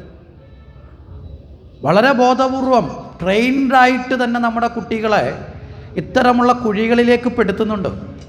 ക്ലബ് ഹൗസ് പോലെയുള്ള ചർച്ചാവേദികളിലേക്ക് കോളേജ് വിദ്യാഭ്യാസത്തിന് അയക്കുന്ന നമ്മുടെ കുട്ടികളിൽ വലിയ ശതമാനം പെൺകുട്ടികളെ കൂട്ടുകാരികളായി ചമയുന്ന മറ്റു പലരും അങ്ങനെയുള്ള ചർച്ചകളിലേക്ക് ക്ഷണിച്ച് അതിൻ്റെ ഗ്രൂപ്പിലേക്ക് പെടുത്തിയതിന് ശേഷം അവരുടെ വിശ്വാസങ്ങളെ വളർത്തിപ്പഠിപ്പിക്കുകയും അതാണ് ശരിയെന്ന് പഠിപ്പിക്കുകയും നമ്മുടെ വിശ്വാസങ്ങളെ കളിയാക്കിക്കൊണ്ട് ചില ചോദ്യങ്ങൾ ചോദിച്ച് ഉത്തരം മുട്ടിക്കുകയും ചെയ്യും. അവർ ചോദിക്കുന്ന ചോദ്യത്തിലൊന്നാ മുമ്പേ പറഞ്ഞ കണക്ക് ഗണപതിയുടെ രൂപത്തിലൊരു ദൈവം ഇരിക്കുന്നത് എങ്ങനെയാണ്? ആനയുടെ തലയും മനുഷ്യൻ ശരി. നമുക്ക് മറുപടി ഇല്ലാത്തത് കൊണ്ടല്ല, ഉള്ളത് നമുക്കറിയില്ല. മനസ്സിലായില്ലേ? ശിവൻ എന്ന് പറഞ്ഞാൽ നിങ്ങളുടെ ദൈവം എന്താ? കഴുത്തി പാമ്പിനെ ഇട്ടിരിക്കുന്നു, മൂന്നാമത്തെ കണ്ണുണ്ട്, ചുടുകാട്ടിലെ ഭസ്മം വാരി പൂശിയിരിക്കുന്നു, മരത്തോലെടുത്തുകൊണ്ട് നടക്കുന്നു. ഇങ്ങനെ ഒരാളെങ്ങനെ ഈശ്വരനാണ്? ഇതൊക്കെ ചോദിച്ചാൽ ഇന്നത്തെ യുവതലമുറയിൽപ്പെട്ട ആർക്കും മറുപടി പറയാനുണ്ട്? ഈ മറുപടി ഇല്ലാതെ വരുമ്പോൾ പതുക്കെ അവർ ഈശ്വര വിശ്വാസത്തിൽ നിന്ന് വഴിമാറും. പിന്നെ നോക്കുമ്പോഴോ ആൾക്കാർ പറയൂ ഭയങ്കര ഉത്സവമാണ്, എല്ലാവരും വരും, അതുകൊണ്ട് ഞങ്ങളൊക്കെ ഇപ്പോഴും വിശ്വാസമായി. ഉത്സവത്തിന് വരുന്നവനൊക്കെ ചെണ്ടമേളവും അതേ കണക്ക് തന്നെ നാട്ടിലെ ഡാൻസ് കാണാനും കരിമ്പ് തിന്നാനും ഐസ്ക്രീം കഴിക്കാനും കൂടുന്ന അല്ലേ? അതിലെത്ര പേരാ ഈശ്വര വിശ്വാസത്തോടെ ഭഗവാന്റെ മുമ്പിൽ വന്ന് നാമം ജപിക്കുന്നത്? അങ്ങനെ ഉത്സവപ്പറമ്പിൽ ആളെണ്ണ കൂട്ടുന്ന ഹിന്ദുശക്തി എന്നുള്ള നിലയിലേക്ക് നമ്മൾ വഴിമാറിയതാണ് ഇന്ന് ഹിന്ദുവിൻ്റെ പ്രശ്നം. മനസ്സിലായില്ലേ? ഉത്സവപ്പറമ്പിൽ ആളുകളിനെ കൂടുന്നത് കണ്ടിട്ടല്ല നമ്മുടെ ഈശ്വര വിശ്വാസത്തിൻ്റെ ശക്തിയെ അളക്കേണ്ടത്. ഇന്ന് ആളിനെ കൂട്ടാൻ വേണ്ടി എന്തൊക്കെ വേണ്ടാത്ത പരിപാടിയുണ്ട് അതെല്ലാം വെച്ചു കൊടുക്കുന്നതുമായി മാറി നമ്മുടെ നാട്. ഈശ്വരനെ തെറി പറയുന്ന കുടുംബത്തിൽ ജീവിതത്തിൽ മാതാപിതാക്കൾ ഒരുമിച്ചിരുന്ന് കേൾക്കാൻ കൊള്ളാത്ത ആഭാസകരമായ കോമഡികൾ അവതരിപ്പിക്കുന്ന അങ്ങനെയുള്ള പലതരത്തിലുള്ള മേളങ്ങളുടെ വേദികളായി നമ്മുടെ ക്ഷേത്രങ്ങൾ. എന്നിട്ട് പറയും ഭയങ്കര ആൾ കൂടാനുള്ള സ്ഥലമല്ല ക്ഷേത്രം, ഭക്തർ കൂടാനുള്ള സ്ഥലമാണ്. ഭക്തരെ കൂട്ടാത്ത ഭക്തരല്ലാത്തവർ കൂടുന്ന ഒന്നും കൊണ്ട് നമുക്കൊരു ഗുണവുമില്ല. ഉണ്ടോ? ബാക്കിയെല്ലാം അവർ ആഘോഷിക്കാൻ വരുന്നവരാ. ആഘോഷിക്കാൻ വരുന്നവൻ്റെ ഉള്ളിൽ ഭക്തിയൊന്നും ഉണ്ടാവില്ല. ആഘോഷിക്കാനുള്ള കേന്ദ്രമല്ല ക്ഷേത്രങ്ങൾ. ഇതൊക്കെ പറയുമ്പോൾ പലർക്കൊക്കെ വിഷമം തോന്നും. കാരണം വർഷത്തിലൊരിക്കൽ വരുന്ന ഉത്സവമല്ലേ, അവിടെ വെടിക്കെട്ട് വേണ്ടേ, ചെണ്ടമേളം വേണ്ടേ, ആന വേണ്ടേ, വണ്ടിക്കുതിര വേണ്ടേ, പിന്നെ കുതിരയുടെ മുട്ടി വെള്ളം അടിക്കാതെ കളിക്കുന്ന എങ്ങനെ, വെള്ളം അടിച്ച് കളിക്കുന്നവർ വേണ്ടേ? മനസ്സിലായില്ലേ? ഇതൊക്കെയാണ് നമ്മളുടെ ഗതികേടിലേക്ക് നമ്മൾ പോകുന്നത്. ഇതൊന്നും വേണ്ടാന്നുള്ളതല്ല, ഒരറിവിൻ്റെ തലത്തിനോടൊപ്പം വളർന്നുകൊണ്ട് ആഘോഷവും. പണ്ട് കാലത്തും ആഘോഷം ഉണ്ടായിരുന്നു. പണ്ടത്തെ ആഘോഷം എന്നൊക്കെ നടത്തുന്നവരുടെ മുന്നിൽ ആ ഭഗവാൻ എഴുന്നള്ളി വരുമ്പോൾ ആ ഭക്തിയും കൂടി ഉയർന്നു വരും. ആഘോഷത്തിൽ ഭക്തി ഉണ്ടായിരുന്നു. ശരിയല്ലേ? പണ്ട് ക്ഷേത്രത്തിലെ എഴുന്നള്ളത്ത് വരുന്ന സമയത്ത് ഓരോ വീടിൻ്റെ മുമ്പിലും ചാണകം മെഴുകി പറയും നിലവിളക്കം വെച്ച് ഭഗവാനെ വരവേൽക്കും. ഭഗവാൻ എഴുന്നള്ളി വരുമ്പോൾ അവിടെ നിന്ന് കൈകൂപ്പി ഒന്ന് തൊഴുന്ന മനസ്സുണ്ടായിരുന്നു. ഇന്നതങ്ങനെ കാണാൻ സാധിക്കുമോ? ഇതൊക്കെ നമ്മളിന്ന് സ്വയം ചിന്തിക്കാൻ വേണ്ടി ഇന്നത്തെ വർത്തമാന കാലഘട്ടത്തിലെ ചില വിഷയങ്ങൾ പറയാതിരിക്കാൻ നിർവാഹമില്ലാത്തത് കൊണ്ടൊക്കെ പറഞ്ഞു എന്നേ ഉള്ളൂ. ക്ഷമിക്കുക, പൊറുക്കുക, അല്ലാണ്ട് ഇപ്പോൾ എന്താ പറയുന്നത്? അപ്പോൾ എന്തായാലും ഇവിടെ നമുക്ക് കാണാൻ സാധിക്കുന്നത്, ഇവിടെ ഈ ദൂതനെ അയച്ചു. ദൂതൻ വളരെ കൃത്യമായി ഭഗവാന്റെ അടുത്തെത്തി. ഭഗവാൻ ചോദിച്ചു, എന്താ വന്നത്? അപ്പോൾ ദൂതൻ പറഞ്ഞു, ഞാനിങ്ങനെ ഒരു വിവാഹക്കാരിയായിട്ട് വന്നതാ. ഭഗവാൻ ചോദിച്ചു, ആരുടെ? മനസ്സിലായില്ലേ? അതെ, ഒരു കത്ത് തന്നു വിട്ടിട്ടുണ്ട്, അത് ഇവിടെ തരാൻ പറഞ്ഞു. ഇവിടെ രുക്മിണി ഒരു കത്ത് കൊടുത്താണ് വിട്ടത്. അപ്പോൾ ഈ കത്ത് കൊണ്ടുവന്നപ്പോൾ ഭഗവാൻ പറഞ്ഞു, അത് ജ്യേഷ്ഠൻ ഇവിടെ ഇല്ല. സാധാരണ വീട്ടിലെ മുതിർന്നവരാണല്ലോ ഇതൊക്കെ കത്തിടപാടൊക്കെ നടത്തുന്നത്. അതുകൊണ്ട് ജ്യേഷ്ഠനല്ല, അനിയന് വേണ്ടിയാണ് കത്ത് തന്നു വിട്ടിട്ടുള്ളത്.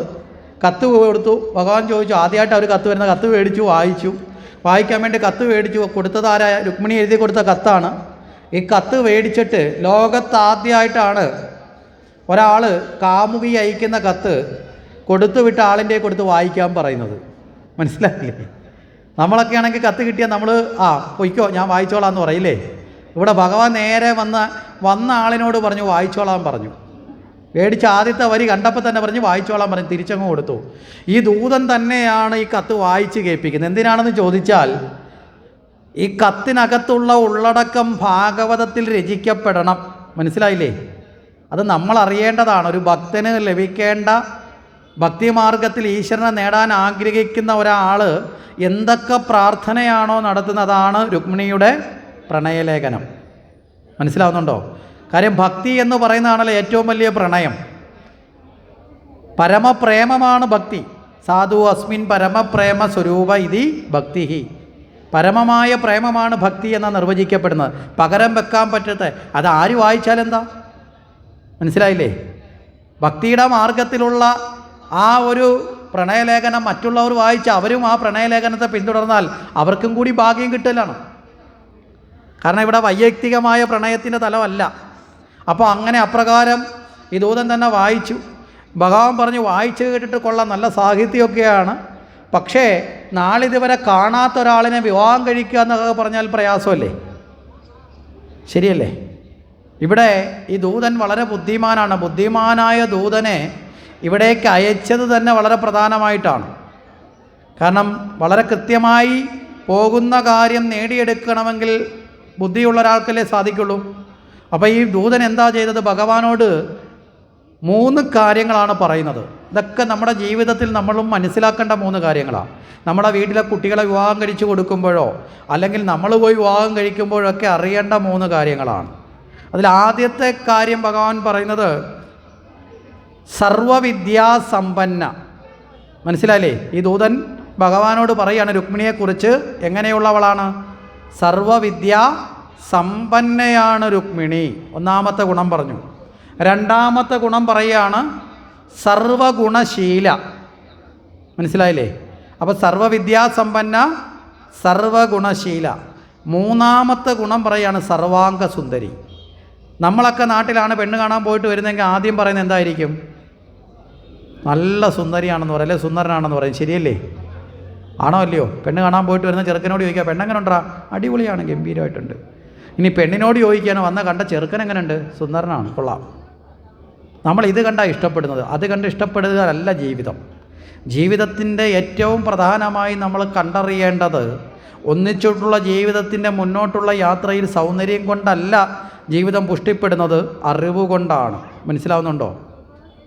ശരിയല്ലേ? സൗന്ദര്യം എപ്പോൾ വേണമെങ്കിലും നഷ്ടപ്പെടാവുന്ന ഒന്നാണ്. എല്ലാ കാലത്തും അതുപോലെ ഇരിക്കുമോ? ഇനി പുറമേന്ന് എന്തെങ്കിലും കാരണം കൊണ്ടില്ലെങ്കിലും സ്വയമേവ തന്നെ കാലാന്തരത്തിലോ നഷ്ടപ്പെടും. ഇനി ഭാഗ്യ സൗന്ദര്യം കണ്ട് ഭ്രമിച്ചാലും ചിലപ്പോൾ ഒരു സ്വഭാവശുദ്ധി ഇല്ലാത്ത ആളാണ് കൂടെ വരുന്നതെങ്കിൽ ജീവിതം സുഖമായിരിക്കുമോ? അതിനാ പണ്ടത്തെ മുത്തശ്ശിമാർ നല്ല ഗംഭീരമായി നമ്മളെ വീടുകളിൽ പറഞ്ഞു പഠിപ്പിച്ചൊരു ചൊല്ലുണ്ട്, ഓർത്താൽ മതി. അഴകുള്ള ചക്കയിൽ ചൊളയുണ്ടാവില്ല മക്കളെ എന്ന്. മനസ്സിലായില്ലേ? അതുകൊണ്ട് അഴക് കണ്ടിട്ട് ആരും ചൊളയുണ്ടെന്നും പറഞ്ഞ് പോയി പറിക്കരുത്. കറ പറ്റിയത് മാത്രം മിച്ചമാവും. കറ പറ്റിക്കോട്ടെ, കുഴപ്പമില്ല, ജീവിതത്തിനിടയ്ക്ക് കുറച്ച് ദുഃഖമൊക്കെ ഉണ്ട്, എന്നാലും ചുളയും കൂടെ കിട്ടിയാൽ കറ പറ്റിയതിൻ്റെ ദുഃഖം വരുമോ? അത് കുറേ മാറ്റം വരും. മനസ്സിലല്ലേ? ചക്കയെക്കുറിച്ചല്ല പറഞ്ഞത്, ജീവിതത്തെക്കുറിച്ചാണ് പറഞ്ഞത്. പിന്നെ മുത്തശ്ശി ചക്കയെ നോക്കി പറഞ്ഞതെന്ന് വെച്ചാൽ അല്ലെങ്കിൽ പിന്നെ മുത്തശ്ശി ചിലപ്പോൾ വീട്ടിൽ നിന്ന് ഓട്ടിക്കും. അതുകൊണ്ട് മുത്തശ്ശിമാർ വളരെ തന്ത്രശാലികൾ, അറിവ് പറയുന്നതിന് അവർ കുറേ ഉചിതമായ വഴികളൊക്കെ തിരഞ്ഞെടുത്തിട്ടുണ്ട്. ശരി, അപ്പോൾ ബാഹ്യമായതല്ല, വിദ്യയാണ് പ്രധാനം. ഇനി വിദ്യ കഴിഞ്ഞാൽ രണ്ടാം സ്ഥാനം എന്തിനാ? സദ്ഗുണങ്ങൾക്കാണ്. അതാണ് സദ്ഗുണപ്രദായക എന്ന് പറഞ്ഞത്. 2 സദ്ഗുണങ്ങളുള്ളവളാണ്. ഇത് രണ്ടും ഉണ്ടെങ്കിൽ മൂന്നാമത്തതില്ലെങ്കിലും വലിയ കുഴപ്പമൊന്നുമില്ല. ഏതാ? സൗന്ദര്യം. മനസ്സിലാവുന്നുണ്ടോ? ഇത് രണ്ടും ഇല്ലാതെ മൂന്നാമത്തത് മാത്രം ഉണ്ടായാൽ ഒരു ഗുണവുമില്ല. മനസ്സിലായില്ലേ? കുറച്ച് നാൾ കെട്ടിയൊരുക്കി കൊണ്ടു കിടക്കുക എന്നുള്ളത് മാത്രമേ ഉള്ളൂ. നാട്ടുകാരെ ബോധ്യപ്പെടുത്താം, നല്ല ഭർത്താവാണ്, നല്ല ഭാര്യയാണ്. രണ്ടുപേരെയും കണ്ട ആൾക്കാർ പറയും നല്ല ജോഡികളാണ്, അല്ലേ? കണ്ടാൽ കണ്ണടക്ക് രണ്ടുപേരും നല്ല ചേർച്ചയാണ്. ചേർച്ച മാത്രമേ കാണൂ, വീട്ടിലെത്തിയാൽ ചോർച്ചയുമായിരിക്കും. മനസ്സിലായില്ലേ? ചിലരങ്ങനെയാണ്, പുറത്ത് ചേർച്ചയായിരിക്കും, അകത്ത് ചോർച്ചയായിരിക്കും. ഈ അവസ്ഥയൊക്കെ ഉണ്ടാകാതിരിക്കണമെങ്കിൽ നമ്മൾ ആദ്യം നോക്കേണ്ടത് വിദ്യാഭ്യാസം എന്ന് പറയുമ്പോൾ വിദ്യാസമ്പന്ന എന്ന് പറഞ്ഞാൽ സർട്ടിഫിക്കറ്റ് കൂടുതലുണ്ടോ എന്നുള്ളതല്ല അവിടുത്തെ മാനദണ്ഡം. മനസ്സിലായില്ലേ? സ്വഭാവതലത്തിലുള്ള പക്വതയാണ്. ഇതെല്ലാം ആർക്കുണ്ട്? രുക്മിണിക്കുണ്ട്. ഭഗവാൻ പറഞ്ഞു ഇത്രയും ഉണ്ടെങ്കിൽ പിന്നെ ആളിനെ കാണണ്ട. റെഡി? നേരെ സ്വീകരിച്ചു, ദൂതനെ പറഞ്ഞു വിട്ടു, സമയത്ത് എത്തിക്കൊള്ളാം. ദൂതൻ പോയി വളരെ വേഗത്തിൽ ചെന്ന് രുക്മിണിയോട് കാര്യം ഉണർത്തിച്ചു. രുക്മിണിയാണെങ്കിൽ ഇത് കേൾക്കാൻ വേണ്ടി മാത്രം കാത്തിരിക്കുകയാണ്. ജീവിക്കണോ വേണ്ടയോ എന്ന് തീരുമാനിക്കേണ്ടത് അവിടുന്ന് വരുന്ന മറുപടി ആശ്രയിച്ചിരിക്കും, അല്ലേ? അങ്ങനെ തന്നെയാണ് ഭഗവാനോട് ദൂതൻ പറഞ്ഞേക്കുന്നത്. ഈ ജന്മത്തിൽ ഭഗവാനെ ഇല്ലാതെ വേറെ ആളെ നേടില്ല. അങ്ങനെ ഒരു അവസ്ഥ വന്നാൽ ജീവൻ തന്നെ ഉപേക്ഷിക്കും, യാതൊരു മടിയില്ല. അതുകൊണ്ട് തന്നെ ജീവിക്കണോ വേണ്ടയോ എന്നുള്ള അവസ്ഥയിലാണ് ഇരിക്കുന്നത്. വന്ന് പറഞ്ഞപ്പോൾ ആശ്വാസമായി, എന്താ കൃഷ്ണൻ വരും. അങ്ങനെ ആശ്വാസമായ സമയത്ത് ഈ ദൂതൻ തൻ്റെ ജീവിതത്തിൽ ഏറ്റവും ആഗ്രഹിക്കുന്നത് നേടിത്തന്ന ദൂതൻ എന്താ ഉപഹാരം കൊടുക്കേണ്ടത്? രുക്മിണി പല സാധനവും എടുത്ത് വിലപിടിപ്പുള്ള എടുത്തിട്ട് അതെല്ലാം മാറ്റിവെച്ചു. ഇതെല്ലാം ഒന്നും പോരാ, ഇതൊന്നും കൊണ്ട് പോരാന്ന് തോന്നി. ഏറ്റവും ഒടുവിൽ എന്ത് ചെയ്തു? 2 കൈകളും കൂപ്പി നമസ്കരിച്ചു. ഇവിടെ നമ്മൾ മനസ്സിലാക്കണം, നമുക്ക് മറ്റൊരാൾക്ക് കൊടുക്കാൻ പറ്റുന്നതിൽ ഏറ്റവും വലിയ ഉപഹാരം എന്താ? ബഹുമാനമാണ്. മനസ്സിലായില്ലേ? മറ്റെന്ത് സമ്മാനത്തെക്കാളും വലുത് ബഹുമാനമാണ്. ആ ബഹുമാനത്തോടുകൂടി നമസ്കരിച്ചു. അപ്പോൾ ഇത് കഴിഞ്ഞു നേരെ കൃഷ്ണൻ വന്നു. കൃഷ്ണൻ അവിടേക്ക് എത്തുമ്പോൾ ഭീഷ്മക രാജാവ് കണ്ടറിഞ്ഞു. രാജാവിന് സന്തോഷമായി. കാരണം രാജാവിനറിയില്ല ക്ഷണിച്ചിട്ടുണ്ടോ ഇല്ലെന്ന്. കാരണം ക്ഷണിച്ചത് മുഴുവൻ രുക്മിയാണ്. പക്ഷെ രാജാവ് സ്വീകരിച്ചു, താമസിക്കാനുള്ള ഏർപ്പാടുകളൊക്കെ ചെയ്തു. ഈ രുക്മിയും മറ്റുള്ള സഹോദരന്മാർ ഈ വൃത്താന്തം അറിഞ്ഞു.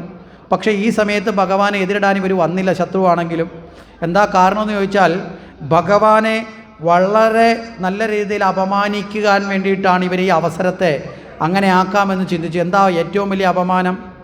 ഒരാളിനെ കൊല്ലുന്നതിന് തുല്യമായി അപമാനിക്കലെന്ന് വെച്ചാൽ പരസ്യമായി അധിക്ഷേപിക്കലാണ്. അപ്പോൾ സ്വയംവര പന്തലിലേക്ക് എന്തായാലും കൃഷ്ണൻ വരുമല്ലോ, എല്ലാവരും വരുമ്പോൾ.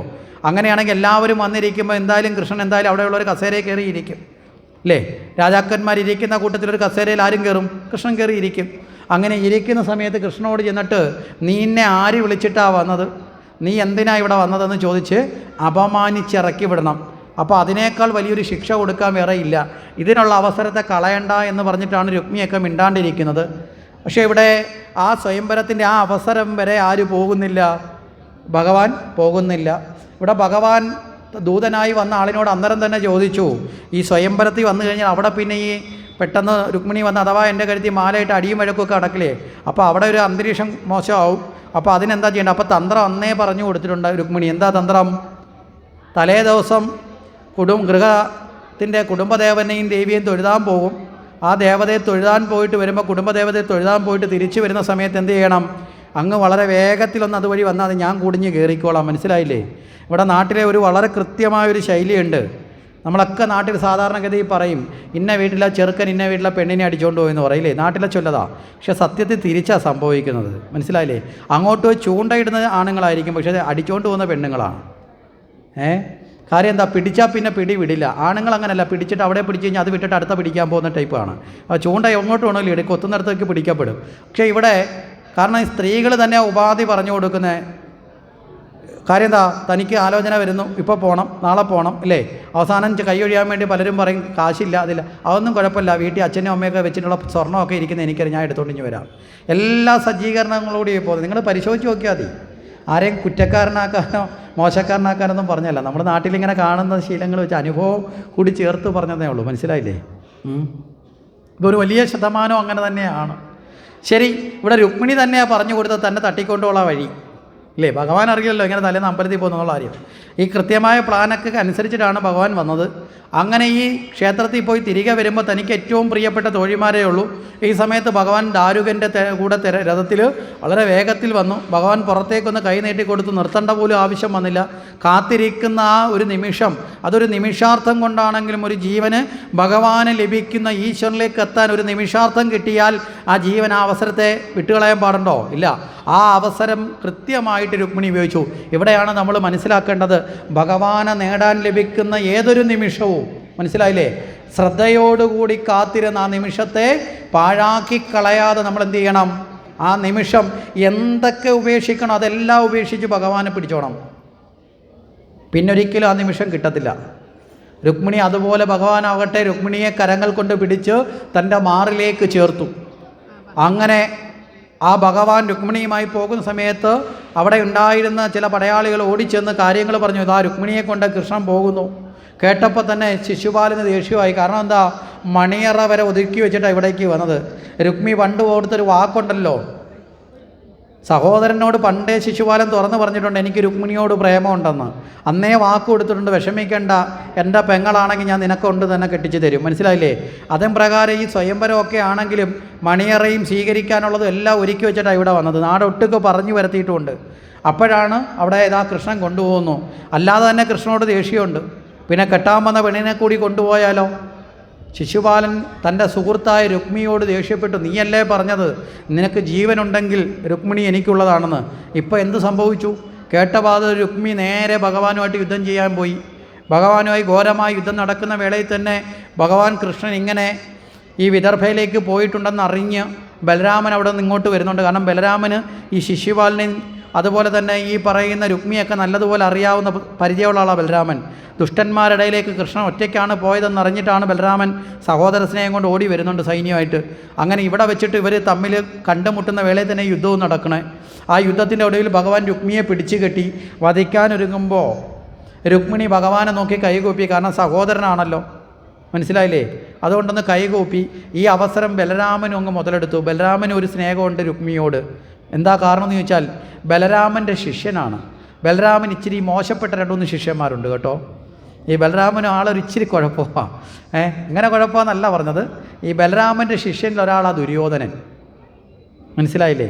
ഈ ബലരാമൻ ഈ ശിഷ്യന്മാരായിട്ട് ആരടുത്തു കൂടിയാലും അവരാരാണ്, അവരുടെ സ്വഭാവം എന്താണെന്ന് നോക്കത്തില്ല.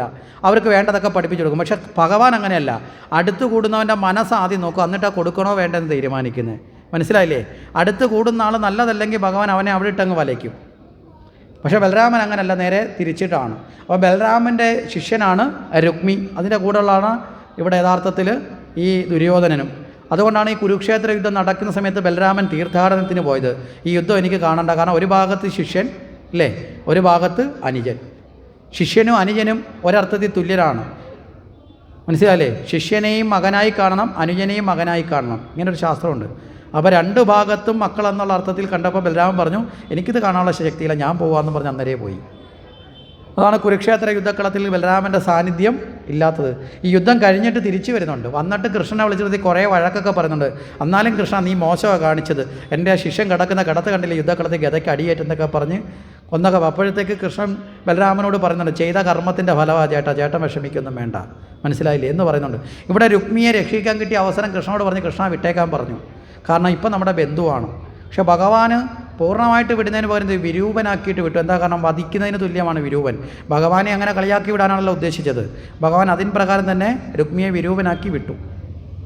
രുക്മി ഒരു ഉഗ്ര ശബ്ദമൊക്കെ എടുത്തു. താൻ ഇനി ഒരിക്കലും തൻ്റെ കൊട്ടാരത്തിലേക്ക് തിരിച്ചു പോകില്ല. അങ്ങനെ തന്നെയാണ് ജീവിതം. ഇനി വാക്കു പറഞ്ഞാൽ വാശിയുള്ളവനാളാണ് രുക്മി. ഇതേ രുക്മിയെ പിന്നീട് ഇപ്പം രക്ഷിക്കാൻ കാരണക്കാരനായ ബലരാമൻ തന്നെ അടിച്ചും കൊല്ലുന്നുണ്ട്. മനസ്സിലായില്ലേ? അഹങ്കാരം അങ്ങ് വലുതായപ്പോൾ ഗുരുവിൻ്റെ കൈ കൊണ്ട് തന്നെ മരണവും പേടിക്കുന്നുണ്ട്. ഒലയ്ക്ക് പിന്നീട് ഒരിക്കൽ അടിച്ചു കൊല്ലുന്നത്. അത് പിന്നീടത്തെ ഭാഗമാണ്, എങ്കിലും സൂചിപ്പിച്ചതാണ്. അപ്പോൾ ഇവിടെ ഇപ്രകാരം കഴിഞ്ഞു. ഇത് കഴിഞ്ഞ് നേരെ കൊട്ടാരത്തിലേക്ക് എത്തി. അവിടെ എത്തിയതിന് ശേഷം എന്ത് ചെയ്തു? വൈദിക വിധിപ്രകാരം മാതാപിതാക്കളുടെ അനുഗ്രഹത്തോടുകൂടി വിവാഹം കഴിച്ചു. ഇതാണ് രുക്മിണി സ്വയംവരം. ഇനി തത്വത്തെ വേഗത്തിൽ പറഞ്ഞാൽ പെട്ടെന്ന് മനസ്സിലാവും. ഇവിടെ നമ്മൾ പറഞ്ഞു ശ്രവണത്തിൽ നിന്നല്ലേ തുടങ്ങിയത്. മനസ്സിലായില്ലേ? ഈ ശ്രവണം കൊണ്ട് പതുക്കെ പതുക്കെ രുക്മിണിയിൽ ഭഗവാനോടുള്ള ഭക്തി വർദ്ധിച്ചു. ശ്രവണം കീർത്തനം വിഷ്ണു. കാരണം എന്താ, കേട്ടതിന് ശേഷം എപ്പോഴും തോഴിമാരോട് ആരെക്കുറിച്ച് പറയും? കൃഷ്ണനെക്കുറിച്ചും. അതാണ് കീർത്തനം. മനസ്സിലായില്ലേ? സ്മരണം, എവിടെ ഇരുന്നാലും പെട്ടെന്ന് ആരെ ഓർക്കും? ഭഗവാനെ ഓർക്കും. സ്മരണം, പാദസേവനം, എപ്പോഴും ഭഗവാന്റെ പാദ സേവിക്കാൻ ആഗ്രഹം വന്നു. അർച്ചനം ചെയ്തു, എപ്പോഴും എന്തിനേയും പൂജിക്കുന്ന കൃഷ്ണനെ തന്നെ പൂജിക്കുന്നതായിട്ട് സങ്കല്പിച്ചു. വന്ദിച്ചു, എപ്പോഴും മനസ്സുകൊണ്ട് ആരെ വന്ദിച്ചു? കൃഷ്ണനെ വന്ദിച്ചു. ദാസ്യം ഉണ്ടായി, സഖ്യം ഉണ്ടാക്കി, അല്ലേ? ബന്ധുത്വം വേണമെന്നുള്ള ബന്ധുത്വം ഉണ്ടാക്കി.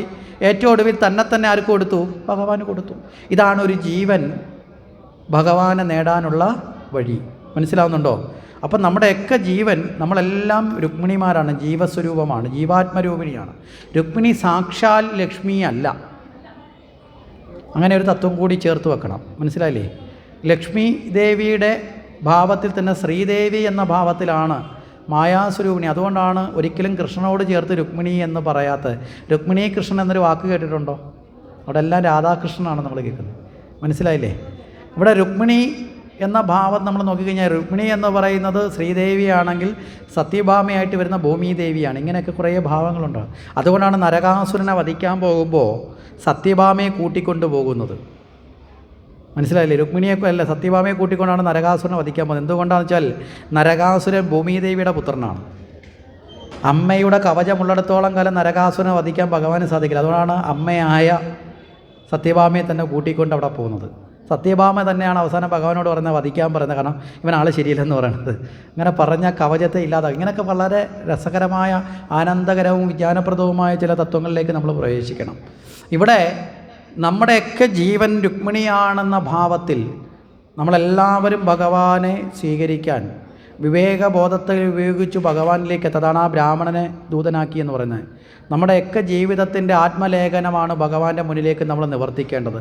ഭഗവാനെ, നിന്നെയല്ലാതെ മറ്റാരെയും എനിക്ക് വേണ്ടതില്ല, നിന്നെ നേടുന്നതിന് വേണ്ടിയാണ് ഈ ജന്മം. ഇതാണ് രുക്മിണിയുടെ പ്രണയലേഖനം. മനസ്സിലാവുന്നുണ്ടോ? നിന്നെ വേണ്ടുന്നതിന് വേണ്ടി മാത്രമാണ് ഈ ജന്മം, മറ്റൊന്നും നേടാനല്ല. എപ്പോഴാണോ നമ്മൾ ആ നിലയിലേക്ക് എത്തുന്നത്, ആ നിമിഷം നമുക്ക് ഭഗവാനെ നേടാൻ, അല്ലേ, ഭഗവാൻ നമ്മളിലേക്ക് വന്നു ചേരുമെന്ന തത്വത്തോടു കൂടി നമുക്ക് രുക്മിണീ സ്വയംവരത്തിൻ്റെ ഭാഗം നമുക്ക്